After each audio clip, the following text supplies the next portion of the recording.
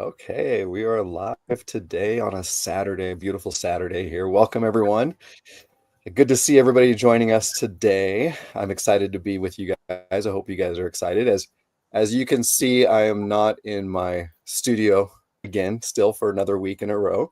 Those of you who have watched maybe the last few weeks in a row, you've noticed that I've been outside in different locations, but I am currently traveling at the moment. So I am in Montana, beautiful Oh, wow. Montana, exploring Montana, and I am here traveling, and we're actually in the middle of a production. So we have I'm in Missoula, Montana right now. Last week I was in Bozeman, Montana. I should I did be not I know I should was be on Instagram. Oh, I are see you? it on Yes. I'm going to share that on my page. Oh, yeah, do that. Go ahead. Let your people know. But I am getting a little feedback for myself, so I might have to turn the I'll turn volume it down. off. I'll turn off the Okay. volume. There. How's that? Perfect. Okay. Yep. Excellent. All right. So today session, I have a very special guest with me here today. She is south of me in Las Vegas at the moment, and she works with an agency, and we are going to solve, like I mentioned last week, we're going to solve all the world's problems. Last session we were live, we didn't get through all the world's problems. So today I hope that we get to solve all the world's problems as we're on our session today. Cindy, are you up for solving some world's problems today? I'll give it a good try. I'll give it a good try. Cindy and I have known each other for a while, for quite a few years now, You too. and uh, obviously, as time goes on and things change and people move. I think when I first met Cindy, I was working in and living in LA at the time, and now I spend most of my time in Puerto Rico when I'm not on production. But Cindy, why don't you go ahead and introduce yourself to those of you people out there who do not know you? If you don't know her, now you will. But she's going live on her Instagram. She's Well, I sharing was it with. trying to, but I can't figure out how to do it. I was going to share it, and I It can't won't let figure you share it. it out. I'm Maybe you have to I'm not tag sure how me. to share it either. Yeah, I think what happens is once we're done, it posts and it Then it stays can be up shared. for a Okay, well day, I then I think. can share it then. I'll do it then. Yeah, we'll do it that Perfect. way. Okay. All right. Okay. So, Well, go ahead. no, I was just going to say, introduce yourself to our viewers. Let them know who you are and Okay. who you work with, and all the fun Okay. details. Great. Well, I'm Cindy Schoonover. I'm a talent agent working in just about all avenues of it. Not everything, but I work commercials. I work print. I work TV. I work film. Um, I do theater. Um, about the only thing I'm not doing is I don't do voiceover. I don't really do modeling, and I only represent singers who act, if that makes any sense, or actors who sing. I do have some singers that they have, they're on Spotify and all that stuff, but I don't represent them as their like booking agent, getting them out on shows and stuff. I just realized I'm a little bit low. Let me do So that. you represent singers, but as long as they do acting, As you're long as you're an it's actor acting. Yep. side of things for them. Okay, got it. Yep. Very good. And how long have you been in the industry for, and who are you currently with right now? Okay. I am currently with Eris Talent Agency. That's spelled Eris. We represent in the entire United States, all the major markets and some minor markets. We also represent in Canada and in Mexico, and we do some Puerto Rico. We have a sister agent in the UK, so sometimes I can get a client there, but they have to can't be new. They can't be a newbie. They have to be somebody who's excuse me, got some kind of a track record, and then we can Okay. step you over So, there. so those people who are in the UK, they would reach out to you first, or would they reach out to your sister agency in the UK? Um, they can reach out to me. And it's all based on what's on there. Like I said, these cannot be like super like green people. They have to have already have some kind of resume going. And then if they do, then we have an opportunity to try to help you to do extra work over there. We use Spotlight, I think, is the tech casting site we use over Yeah, there. it is. Yeah. Yeah. Mhm. The big UK casting site is Spotlight. Yes, So with somebody new, if they were US based, do you work with new people? I do.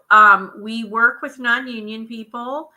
Um, we don't do a lot in the TV and film with non-union. Most of them have to be unionized and kind of have a really nice resume. I mean, Eris says we're not developmental in the TV and film categories, but we are doing some things with the non-union people that is falling under the commercial side, which is kind of crazy because they're not commercials, but we're working with the non-union people so that they can make money and get their feet wet, with what they're doing. Nice. So And then you said that you don't represent models yourself. Does I your agency don't. work with The models? agency does. I don't personally, but we do have a modeling arm and we have a voiceover arm. That's not my lane. Neither of Got it. those. So yeah, Not the office that you work in, but your agency does have somebody that does. correct, correct. Perfect. I have somebody that's from South Africa joining us. Welcome from South Nice. Africa. It's probably Sunday morning, I'm sure, for you Yeah, there.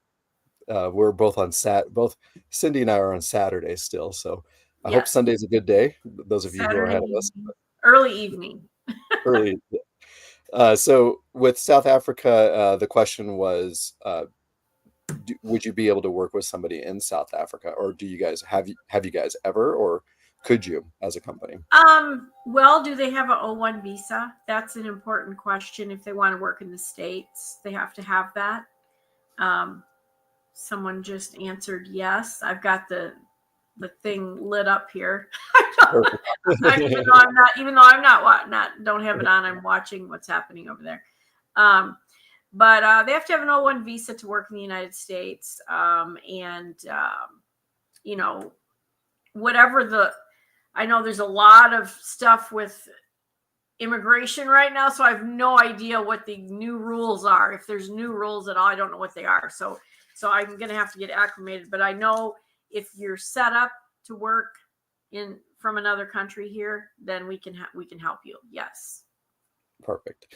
So let's go back to your history a little bit. I would love to kind of recap a little bit. I know we talked about this last time you were on, but can you share with our viewers how you actually got started as an agent in Okay. this industry, and what path you took to get to where you're at today?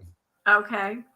Well, I can honestly tell you that my youngest daughter is the reason I'm in the industry because I'm a mother of four, and she's the one that wanted to do acting, and so we got introduced to an acting school, not like yours, not virtual, but I think that's because that wasn't a thing then. It is now. Everybody's doing virtual, And but how many years ago was this? oh my God. 19 years ago, Okay. quite a while ago. And she went to a physical school, acting school, and she got signed right away by a big agency. It's called Abrams. I know you know who it is. They changed their name to AAA, and now they're no longer even in the business. But they're huge, and anyone that heard she was with Abrams was like, "Wow, that's pretty big," And it was. But I literally always felt from the first time we started that I had my arm being pulled from me, and was told where to go. I didn't know anything. I was green around the gills. I didn't know what to expect, what was going on, and her agent called after he had pitched her in, didn't even have a headshot yet, pitched her in for young Christina Aguilera video. And she got the role, but in the process of that, we found out she competed with 1,000 kids. She was only 7 when this happened. 1,000 kids, no headshots, no reels, none of the stuff you're supposed to have, no resume. But he pitched her because she looked like Christina. She had the blonde hair, the big blue eyes. And he goes, if I can get her in front of the right people, she's going to book this. And I go, really? I just didn't believe any of it. I just didn't. I didn't think any of it was going to happen. And all of a sudden, it all happened. So she booked that, and it's an old video, but you can still see it. It's called Hurt. It was a circus-themed video, and she played young Christina. That was my daughter.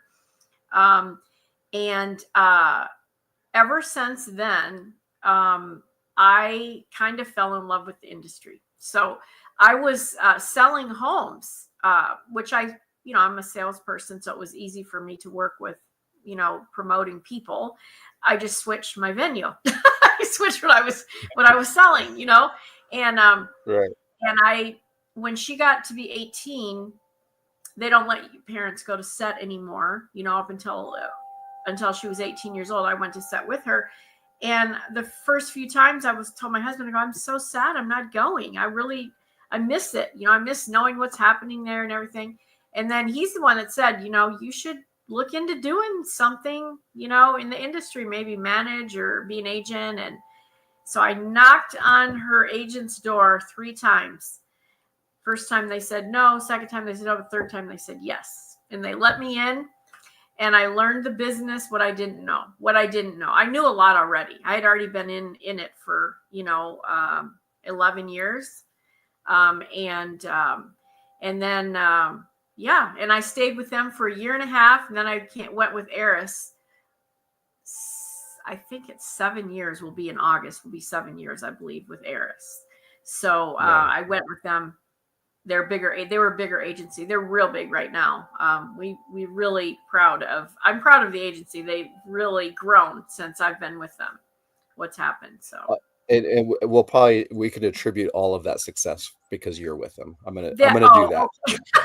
Yes, of course. That's why. Yeah, we can do that because we're on here and nobody else is. So. That's right. That's funny. So you've been with Eris for 7 years. The agency has been, and the agency's only 8 years old.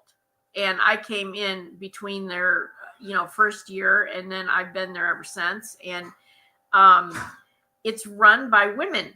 And nothing against men, Jeremy, we love you. But I'm just telling you, they just, women know how to work daylight to dawn.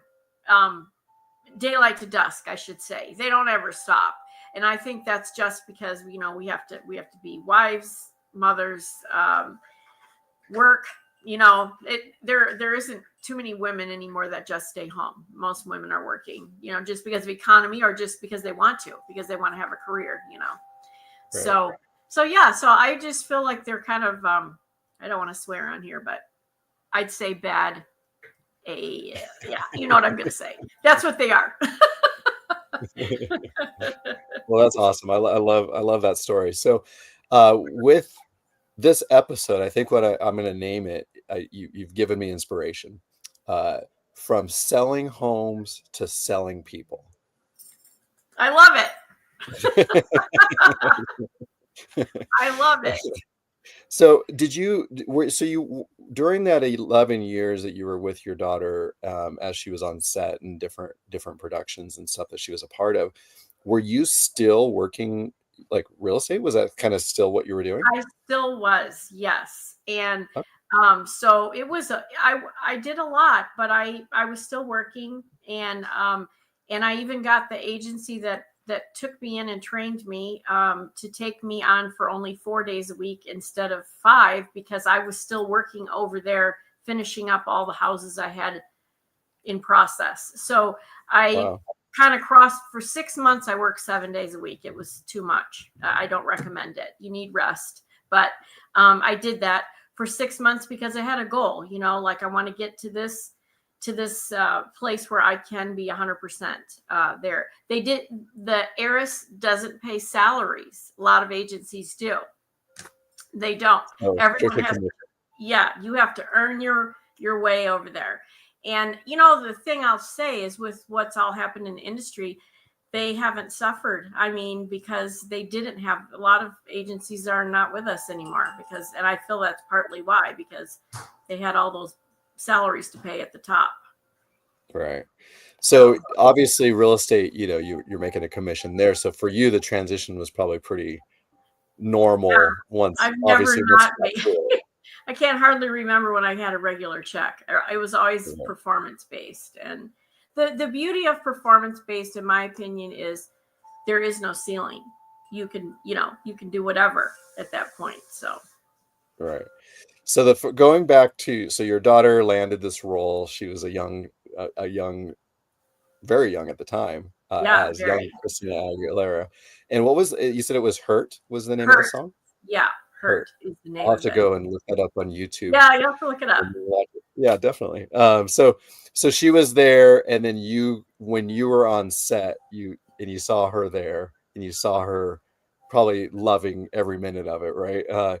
You were thinking, wow, this is great. Is that kind of what happened, or? Yeah, I mean, we literally, I remember, when it was coming out, when the video was coming out, my husband and I, neither one of us could work. We were just too excited. We couldn't wait to see it, and we both took the day off. We knew the video was coming out. We took the day off of work and we all stayed home. We let her skip school and we were all sitting there watching. And, a music video, if you're in it for 15 seconds, that would be a lot. Well, it turns Right. out she's in there for 45 seconds that they showed her. Wow. It was Okay. incredible. And we were crying. I remember we were crying. She was crying. She goes, "Mom, look," and she was so excited. And we were just all, it was surreal. That's all I can tell you. It was surreal for us because we didn't know what to expect. And then she did several national SAG commercials. She did some Wendy's commercials. She did a lot of smaller things too.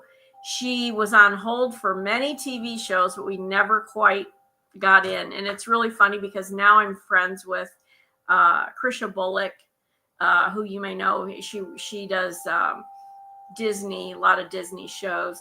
And I happened to have my daughter, her name's Lacey. I had Lacey with me.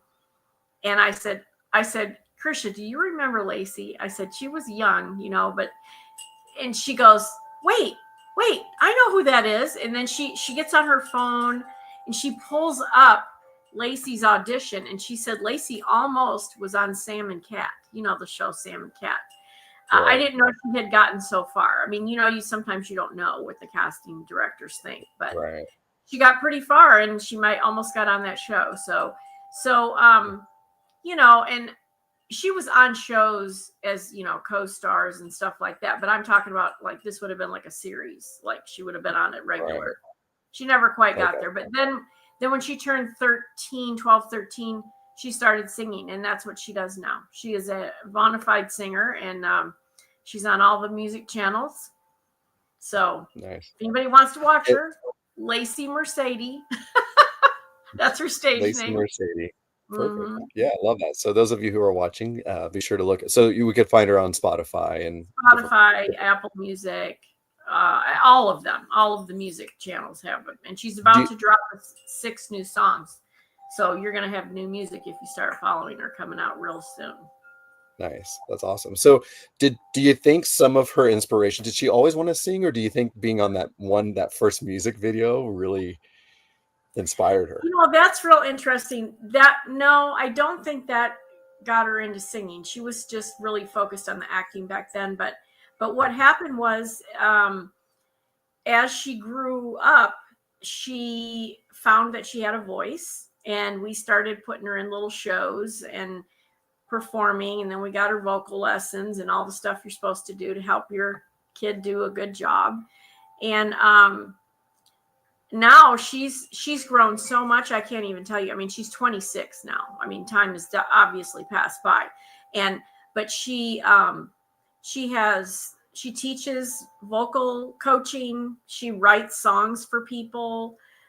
She's got the split sheet. She's making the money on the backside of the songs, and She even Nice. has a studio in her place that she does a lot of the work right there in her own place. So I think she's Nice. doing pretty good. I'm proud of her, and she performs places sometimes. You'll see that on her Instagram. She puts that up. If you end up following her, she'll have the shows on there.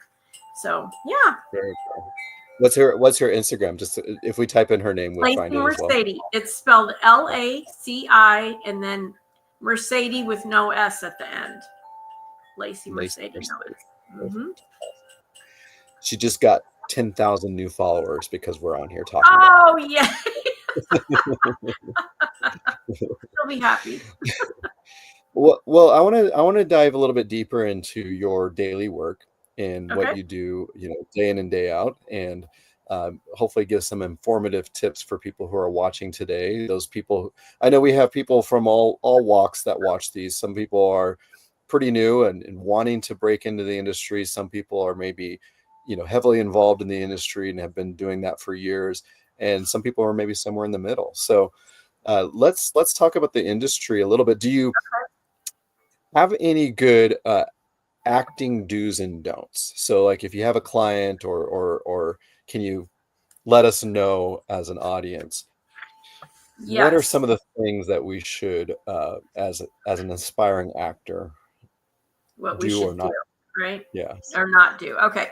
Well, obviously you should know your script. Don't try to show up and wing it because actors typically get coached before they go, especially for a meaty role. Commercials are a little different, but some commercials are like hosting where you have a lot of dialogue. And if you have that, then you need to be prepped for that as well. But so read the script, understand what's motivating that character. Like you should have a backstory in your mind about who this character is and why they react a certain way, because then it will be believable when you're out there doing your audition. Obviously rehearse. Rehearsals are good. And you want to also, if you have a scene partner, you want to pay attention to your partner. Like you don't want to laugh where you should be surprised or vice versa. I mean, your reactions need to flow because you are becoming the character, whoever that character is. You know what? My pool is making this real weird. Let me shut this blind. Hold on a second. I'm sorry. Yeah, go ahead. The sun's setting over there for you. Yeah. Or it's reflecting off the pool, I think is what's happening. We'll go to commercial now. That might be a little better. Okay, we're back from commercial break, everyone. Oh, I lost your mic. Let's see. Oh, there we go. Yes, okay. I get it. Okay. So, anyway, let's see, where were we? Oh, being on time for either rehearsals, performances, auditions, very crucial. If you live in a high traffic area like Los Angeles or even New York is that way. It's just different transportation typically, but you should plan earlier than, on the dot, because things get in the way all the time if you not, and you'll end up being late. You also want to connect with the audience, whoever your audience is, which sometimes it's just the casting director, but you want to pay attention to what the casting director may or may not be telling you with their body language. They're funny because they don't typically tell you much, by the way. They keep a lot of it a big secret, but especially if there's a comedy scene and they're actually laughing, that is a really good sign, by the way, because they typically try to stay no emotion. I'm not going to show you anything.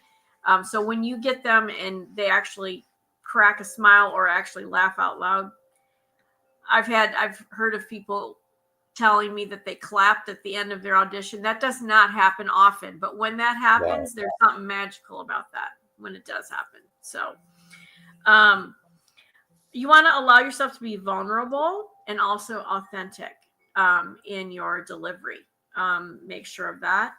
And let's see, project your voice. It needs to be what's in the room. I wrote some stuff down, so I'm sorry, I'm looking at my notes. But I don't want you to overthink it. You want, if you have an instinct to, turn your head to the left or to the right for a certain effect, then you should go with that. Give that a try and see if that works, because sometimes that will work. Also, research is super important. I'm a proponent of, if you're going in for a TV show, you should watch some episodes of that TV show. don't just, if it's airing, if it's a show that's on the air, watch some episodes so you get the timing, and you kind of can learn a lot from, oh, okay, I want to do this or that. You'll know. So I recommend that you do that. I also tell people, like, if there's a skill, like for instance, in a commercial setting, if a person said, oh, you have to be a professional or nearly expert basketball player, okay, or something like that. Well, I can tell you for a fact that there's a commercial out right now. I think it's still airing. With Charles Barkley. Of course, we see him on lots of commercials, right? Charles Barkley. And they said you had to be, it was kids that had to be expert. And I said, well, kids are not experts. They're kids, right? So I was thinking how odd that was. And so I decided anyone that played basketball was going to get sent in for an audition, and let's see what happens. So when it's all said and done, the commercial is airing. There's a kid holding a basketball. Nobody made a shot. Nobody dribbled. Nothing. So, I always use it as an illustration, and I tell people I can be an expert in most commercials. Honest to God, I can. Because, you can, I said, anything that you knew when you were like being brought up in school, like you played team volleyball or team, softball or whatever. If you got to go into an audition, go to the school of YouTube, okay?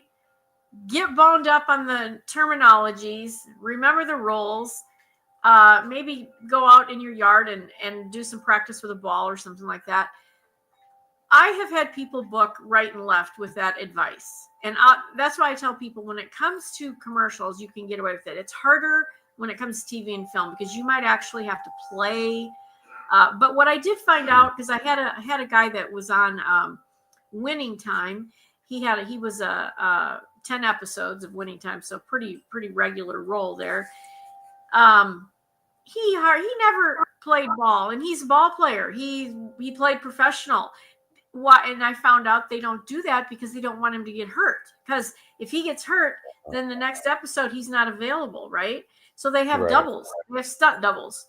So even then, you don't have to be as good as you think you got to be, So I always tell people, remember, casting directors are looking for actors who play basketball, actors who can ride a skateboard. They're not looking for the other way around. Skateboarders who act. They don't want that, because a lot of times they're afraid of the camera, or they don't know their cues. They don't know where to look and stuff like that. So anyway, go ahead.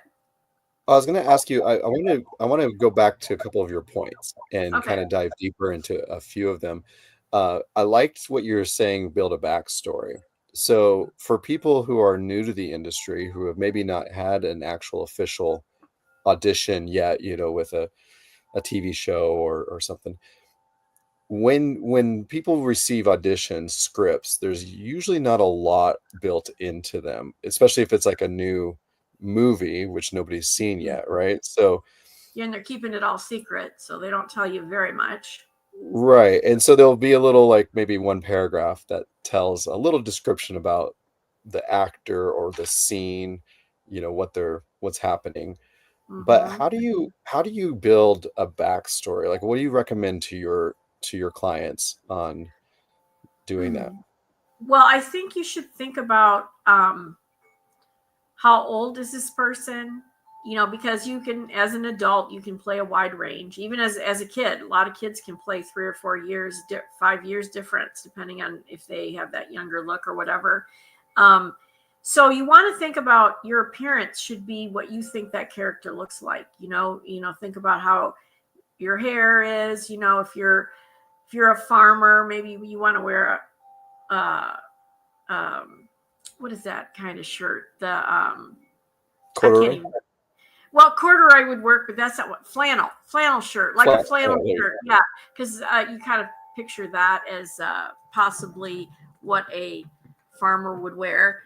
I'm turning on my ring light. Woo! There we go. There you go. Can be better. I love Everything. My light's all changing here as I'm sitting here. There's a sun setting over there in Yeah, Vegas. it's starting to set. So, but anyway, the you got to think about the appearance, your mannerisms, things like that. I think you should think, do I have brothers? Do I have sisters? Do I have parents? I mean, you want to, in the back of your mind, have these ideas in your head. What do I do for a living? Because it's going to affect how you portray those lines. If you are living that character out, and that's what I think is important to do, because I do think it makes a big difference. Right. So you try to get into the character's head, not knowing who the character is, right? So as an actor, obviously you have to pretend, right? Isn't that what kind of the role of an actor is anyways? So you want them to kind of build who this person is, even though they don't know. Casting hasn't told them who this person is and hasn't really helped them much with building this backstory. You want to think about, okay, this person's 25 years old.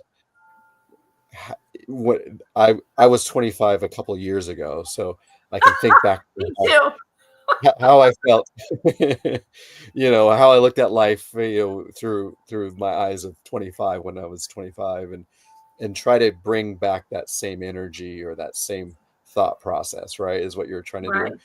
Now, do you recommend that they try to build in their heads a scene leading up to that scene? Like what happened before they actually have to perform their script? Yes, because especially these people that have to do reactionary things like maybe they're having a fight with significant other or something like that. Well, what caused the fight? How did it start? And who was in the room? And who's in the room right now? Because you know what I'm saying? Like you have to think about all that, because otherwise your reactions don't match what they're looking for that particular scene. So those are all real valid, and yes, that's what you have to do. You also want to make sure you don't overreact. On the other hand, it needs to be more natural. And one of the best ways to see if you're natural is to film yourself and watch it a few times and just go, oh, that looked weird. I wish I hadn't done that or said that or whatever.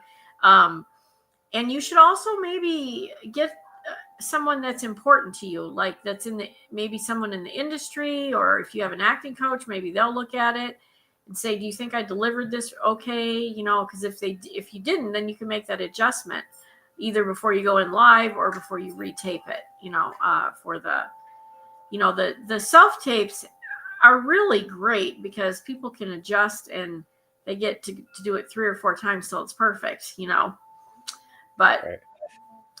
You got to I always tell actors to not overthink their self tapes either. You don't want to be the actor who redoes it 30 times, right? because then you spend a lot of time, and now you're really kind of diving deep into like just maybe like, oh, look at my eye over here, I didn't like the way it looked off, and so sometimes it's better. I give advice to clients. I say, just go in and do like maybe 3 or 4 takes, and then sit back and watch those 3 or 4 and see which one you like the best. And if you don't like any, maybe take a break, come back, go do something, and then come back to it. So that way you're just not getting into that 30. You don't want to get in that 30 take moment, right? No, when it looks real plastic. You don't want it to look plastic. It needs to look authentic. Yeah. It's got to feel good, right? And at the end of the day, that's all that casting's looking for. I know everybody always has the big question: what does casting want? And no, none of us know. As representative, you don't know what casting wants when you receive a casting from, a director. I had a young girl go in for a producer session. I think she's 16. It's for a new Disney series that's coming out. We were so excited, because I was like, well, this is good. This is a really good opportunity. And I said, even if you don't get it, they're going to remember you, so this is good. But she fit all the boxes that were requested by casting, but now we find out they're going with over 18 to play younger. So now she's out Oh, because she's only right. 16, right? And so this happens often for kids especially when they're reaching that higher teenager year. It's 16 and 17 is tough for kids in the industry because there's 18-year-olds that look your age and they can work them like an adult, and it makes production is all about saving that money. They don't have to bring a teacher in, they don't have to bring a parent in. They're saving money by not having to do that. So it's a tough time, I'll be honest. And with that, but that doesn't mean you won't work. The big roles, a lot of times you're gonna not get them if you haven't already gotten them before you're that age. And can you explain to the audience who might not know what like a producer session means? So she got the opportunity to do a what does that look like, or what does that mean? Well, instead of doing your lines by yourself, you usually are doing them with. They do a mix and matches sometimes where they bring in the other main character that you're reading off of. The actual person may already be cast, and so they're mixing you up to see how you look with right next to that character. And then there's usually this one was, I believe, on Zoom, but she still could see them. But usually on the live producer sessions, there's like 6, 8, 10 people looking at you. It's a lot of pressure. It's a lot of pressure. On Zoom, they're still there, but I don't feel like you feel it as much as you do when you're right in that room together. So yeah, and they're watching. They're all the network people. They're the casting directors, the network people, the clients. They're all there. They're going to do you measure up? Are you what we had in our mind? Are you bringing that to life for us? And those take place usually with bigger projects and bigger Yes. roles within those Yeah. projects. Yeah. And this is a big one. This was a big project. It's going to film this summer. So it's big. Nice. So obviously, she did everything right, but yet still didn't receive the role. And that's the thing that actors just need to learn is you're going to hear more no's than you will hear yes. And Yep. every actor's gone through it, even your favorite actor out there, whoever they might be, Mhm. Chris Hemsworth, who is, a lead actor in a lot of major roles. He's heard more no's than he's Yes, heard yeses in his life. So that's right. something you have to learn. I do have a question coming in. If it says, "What is the process after callbacks? If when landing a role? So what? I know that this can vary Right. from different production, but typically, if a actor gets an audition, what happens? What are the steps in leading up to booking that audition? Okay. Well, booking the audition or the callback? Well, booking the callback, right, and then leading on to the Okay. actual They're actually booking the role. Okay, got right. it. Okay, so well, after the audition, I know that everybody wants to know what is the feedback because we get that question. Here's the reality, guys.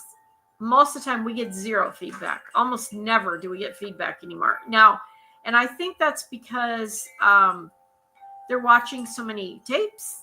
I don't know, because we used to get more feedback when they were in person, but I think that's partially because our clients would be telling us what the reactions were, and so we would know a little bit of the inside scoop. But because we're not there, and you're not there either watching, it's hard to know if they even liked it, period. So when you get a call back, I always tell people this is a huge win, whether you realize it or not, because just to get an audition, you're in the top 20% of the submissions. Okay, so if 1,000 submissions go in, which is very normal, 1,000 to 3,000 right now for adults, typically, they pick 20% to audition. So that's 200 to I don't know, I need to do the math. 200 to 600 people got the first audition. And so as an agent, I know how valuable that is, because there was so many that did not get it. Between 800 plus people did not get it. If you get an audition and you don't do it, we are not happy. Just let you know. We're not happy, because we know that you already broke the barrier by getting the audition. And now when the callback happens, okay, you're another 20% gets that. So out of the 200 people, we have 40 that are getting the callback. We really hate it if you miss callback. And I always tell people, unless you have an emergency, there should be no reason to miss a callback, because you're getting all the dates. When you get the audition, they're there. They tell you callback is this day, and the work is this day. And so you shouldn't be surprised. If you couldn't have done that, you should have told us at the beginning.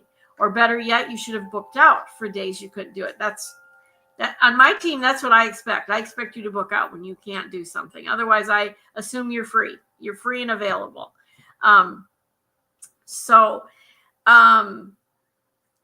Okay, so now they have the callback.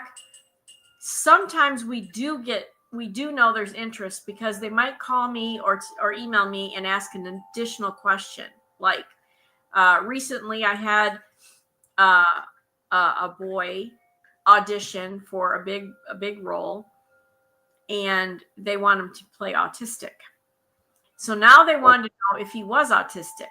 Before he was the actor, and now they want to know, is he on the spectrum? Does he have any of those characteristics? And I said, well, I don't know, but I feel like he does. So I had to make a call. So we did that, and that let us know that there's interest. They already liked it, or they wouldn't have asked. They didn't ask everybody that. They only asked the ones they liked. So this is there's kind of clues that it's going well. And then the next thing is they will either pin you, or they'll pull you in for a producer session. You don't get pulled in for producer session except for usually series regulars these days. Once in a while, a guest star role, but most of the time it's a series regular before you ever get into a producer session.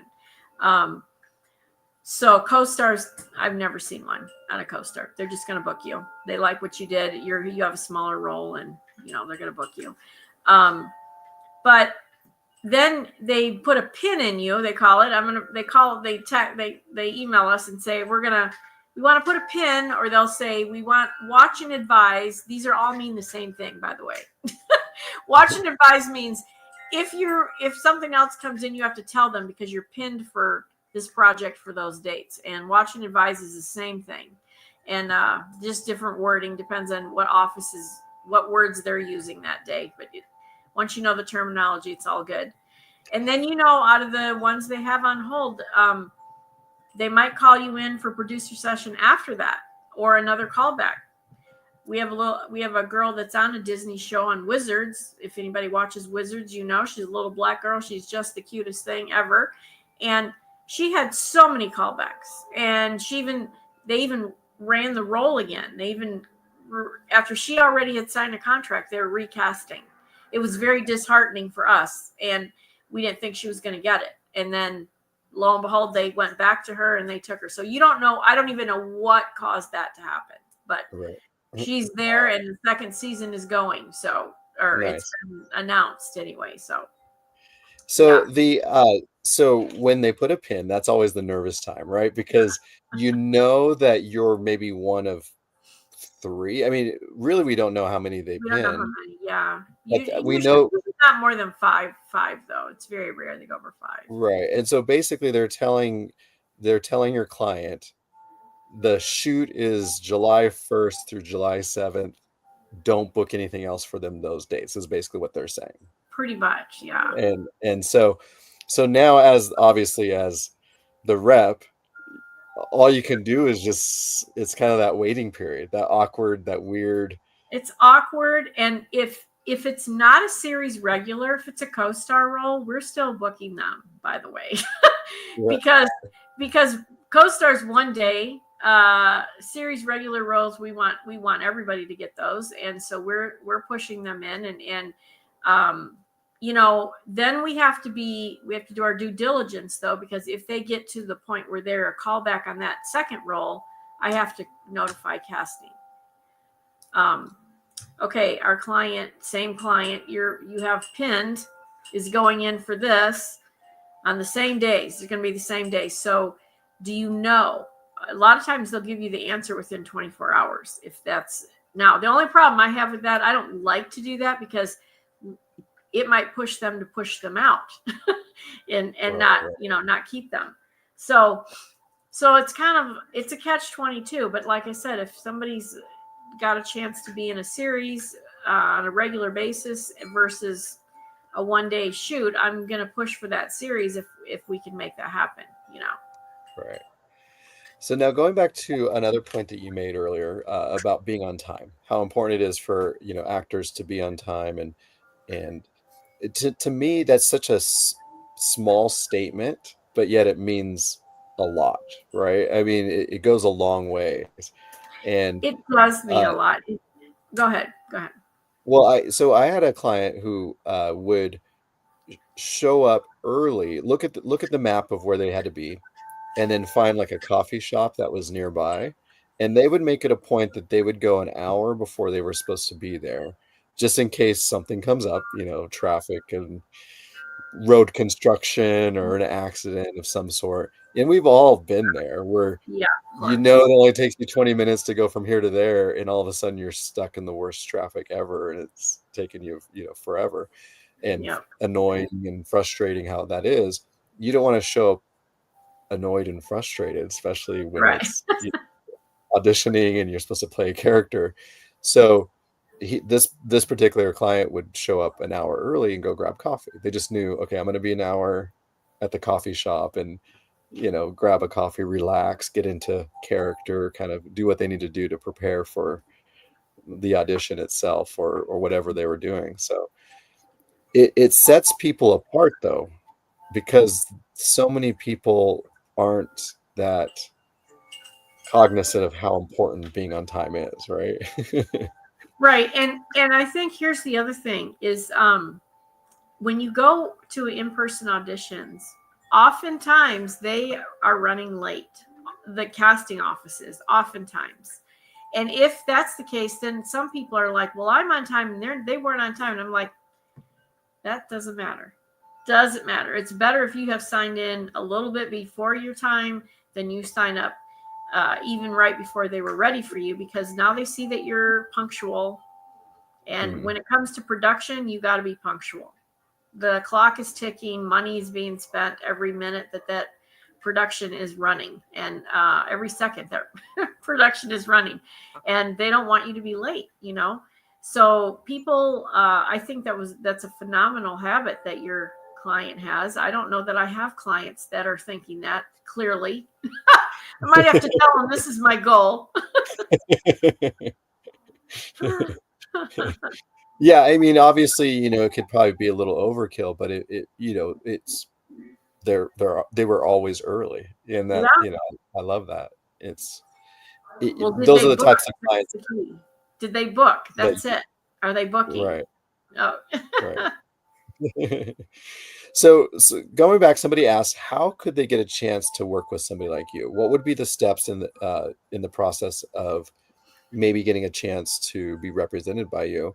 Is there a email that they can reach out to, or a website that they go to, or what does that look like? You can email me on my work email, which is, is there there's no chat to type in, or is there? I can't. Yeah, you can type it in. Right there. And I'll throw it up on the screen. Look at us. We're using technology today, guys. I know, I'm so impressed. Everybody out there should be impressed by our skills. I also recommend, if you are going to, there it is right there. Okay. If you are going to email me, because I get hundreds, you guys, I get hundreds of emails a day. In the subject, you need to say something like, I saw you on next live what's this called? Next live training. I don't know. Well, remember, we're naming it. We're naming it today, from selling houses to selling. There you go. That's right. But anyway, you should put that in the subject, because I might not even open it, because I literally, if you're a casting director or if you're Jeremy, I would open it every time. but if I don't know you, I might not open it if there's not a reason in the subject line. So make sure you say that. Yeah. And also understand that if I don't set up a meeting with you, don't take it personal, because I just only need certain people, right? I have a pretty full roster, so I'm just missing holes every now and then. Oh, there it is, right on the screen. Amazing. Yeah, I put it up there. Yeah. Okay, good. I'm gonna put my Instagram. I don't know why I couldn't tag myself. That's my Instagram, the Agent Cindy. Okay, perfect. I'll put it there as well. I was trying to put it up on my feed, but whatever. Maybe I'll be able to do it afterwards. Here, I can have it scroll across so people watching they can tune into yeah. There. Perfect. So obviously put in the subject line, how they saw you. So make sure you guys, when you compose an email, especially if you're reaching out to a representative for the first time, you want to make sure that you stand out above all the other noise and the junk emails, because all of us, no matter who we are, everybody receives hundreds of junk emails every day. There have been times where I've had important emails, but because the subject line didn't say, something specific, I skipped over it and then went back later on in the day, and I was like kind of clearing out my inbox, and I realized, oh my gosh, I missed this email because I thought it was junk, right? Because it blended in with all the rest of those emails coming in daily. And so we don't want you to lose your email, especially if you're reaching out. Now, what else? So they should include in the subject line, but what else do you want them to include in that first email reaching out to you? I want a good headshot, at least one. I love two, actually. One that's more theatrical and one that's more commercial. But at least one headshot. I am a happy person, in case nobody realized that yet. I smile a lot. I love smiles. So I always like people to include a smile picture, because what your typical theatrical picture is not smiling. It's very serious, and you're giving that serious look and stuff. But I like a smiley picture too. I like to see who you are in real life. So that's why I really like two pictures, to be honest. I definitely want a resume of what you have done. And if you are really new, tell me what you did in school. Let's have, let me see what you did either in college or in high school. I was in this play, whatever. And if you're a singer, where do you sing at? Where have you done your performances at? And then also, if you are on a casting site, they all have links that you can put in there. I don't know. I know some of you probably aren't on there yet, but if you do have one, there's a public share link for every casting site that I've ever seen. So that's the one you want to share with me. Don't share the one that you have to get logged in with a password, because I won't be able to open that. You have to share the public one. And here's my little trick I learned about everything. Go to Google and ask Google how to find it. How do I find my public share link on blah, blah, blah on this site? It'll tell you. And then you don't have to be so smart and try to look forever and ever. So, yeah. And one thing I want to add to that too, I get kind of a little leery when I see an email with links added from somebody I don't know, with a live link. So I like to be able, right. I like to be able to copy the link and put it in and see if, what happens, but I don't typically click on a link in an email.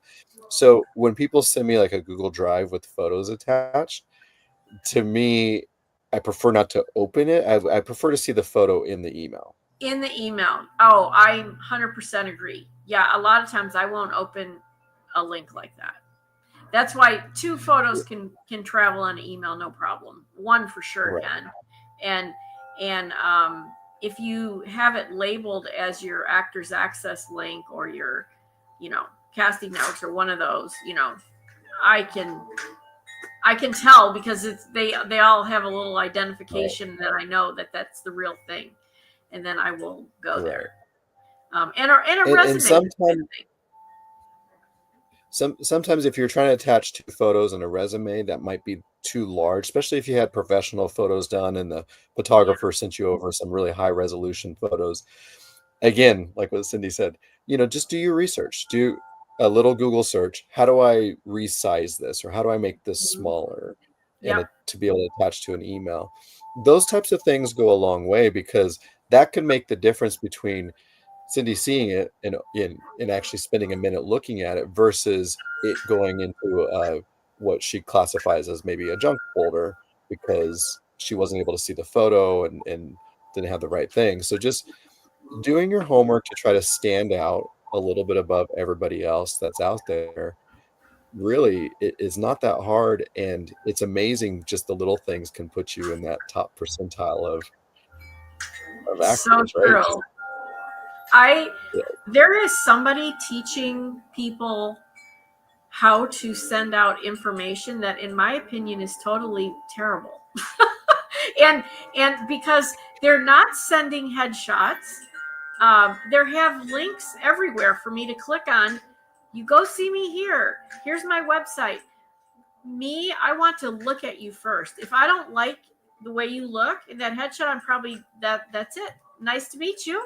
I'm moving on because here's the thing, that headshot has to get the door open with casting. So yes, you can take new headshots, but you're trying to impress an agent or a manager or somebody. You should impress them right away with the way that looks. I don't know. How do you feel right. about that, Jeremy? Do you feel the same No, way? I agree. I hate looking for through this email with all this information. Someone else is telling somebody to send an old picture of them, like when they're a child. It's an adult, and now I'm looking at a child when they were young. I'm like, who's doing? I would like to know who's telling. I know somebody's training it because there's too many people doing it. I just don't know who's doing Right, it. If I knew, right. I would probably send them a letter because I don't like And, it. It's not helping and these that clients. that's the worst when you see a young photo of somebody and you think that that's who you're meeting with, and then I that's happened to me where I get on a Zoom session with them, and I literally had to go back. I remember this clearly one time. I had to go back to the original email as I'm trying to talk and have a conversation with this person. I'm scrambling. Where's that email? Because I did not schedule the call with this person. I don't know who this is, right? And it was like a photo of them 10 years ago, and so yeah, always be current. Don't do a selfie. Try to do something more professional than a selfie to, make sure it looks good, and yeah, absolutely. I agree.